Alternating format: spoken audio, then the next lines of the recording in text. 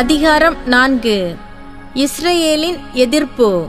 அசீரிய மன்னன் நெபுகத்நேசருடைய படைத்தலைவன் ஒலோபெரின் வேற்றினத்தாருக்குச் செய்திருந்த அனைத்தையும் அவன் எவ்வாறு அவர்களின் கோவில்கள் எல்லாவற்றையும் சூறையாடி தகர்த்தெறிந்தான் என்பதையும் யூதேயாவில் வாழ்ந்து வந்த இஸ்ரேலர் கேள்விப்பட்டனர்.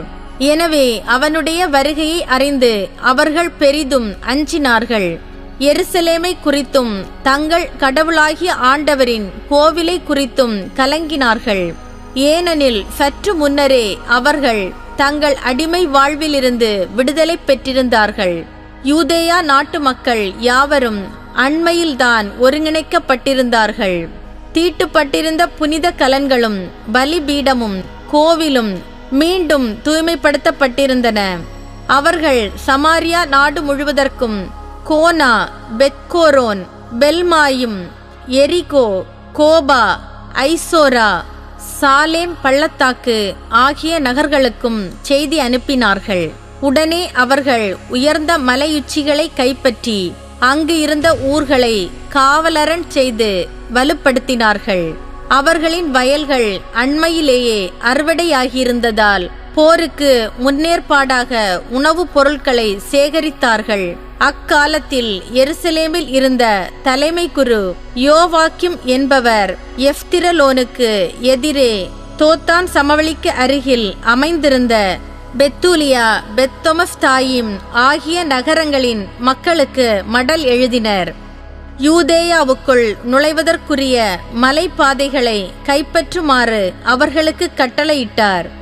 ஒரே நேரத்தில் இருவர் மட்டுமே செல்லக்கூடிய அளவுக்கு அவை குறுகியனவாய் இருந்ததால் தாக்குவதற்காக மேலே ஏறி வரும் எவரையும் தடுப்பதற்கு எளிதாய் இருந்தது.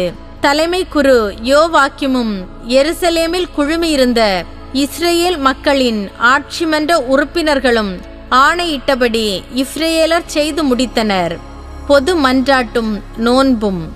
இஸ்ரேலின் ஆண்கள் யாவரும் கடவுளை நோக்கி மிகுந்த ஆர்வத்துடன் கூக்குரலிட்டார்கள். நோன்பிருந்து தங்களையே தாழ்த்தி கொண்டார்கள்.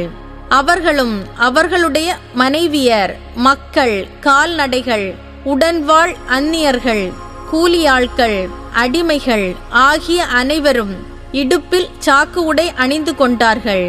எருசலேமில் வாழ்ந்து வந்த இஸ்ரேலிய ஆண்கள், பெண்கள், குழந்தைகள் ஆகிய அனைவரும் தலையில் சாம்பலை தூவிக் கொண்டனர்.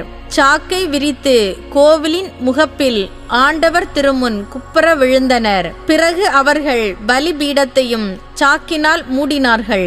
இஸ்ரேலின் கடவுளை நோக்கி தங்கள் குழந்தைகள் அடிமை வாழ்வுக்கு கையளிக்கப்படாதவாறும் மனைவியர் கவர்ந்து செல்லப்படாதவாறும் உரிமை சொத்தாகிய நகர்கள் அழிவுறாதவாறும் வேற்றினத்தார் ஏளனம் செய்யும் அளவுக்கு திருவிடம் தீட்டுப்பட்டு இழிவுறாதவாறும் காத்திடும்படி ஒரே குரலில் மனமுருக மன்றாடினார்கள். ஆண்டவர் அவர்களது குரலுக்கு செவிசாய்த்தார். அவர்களது கடும் துன்பத்தை கண்ணுற்றார். ஏனெனில் யூதேயா முழுவதிலும் எருசலேமில் எல்லாம் வல்ல ஆண்டவரது கோவில் முன்னிலையிலும் மக்கள் பல நாள் நோன்பிருந்தார்கள். தலைமை குரு யோவாக்கிமும் ஆண்டவர் திருமுன் பணிபுரிந்த குருக்கள் அனைவரும் திருவழிபாட்டு பணியாளர்களும் சாக்கு உடை அணிந்து கொண்டு அன்றாட எரிபலிகளையும் மக்களின் நேர்ச்சைகளையும் தன்னார்வ காணிக்கைகளையும் செலுத்தினார்கள். தங்கள் தலைப்பாகை மேல் சாம்பலை தூவிக்கொண்டு இஸ்ரேல் இனம் அனைத்தின் மீதும் ஆண்டவர் இன்முகம் காட்டுமாறு முழு வலிமையோடும் அவரை நோக்கி கூக்குரலிட்டார்கள்.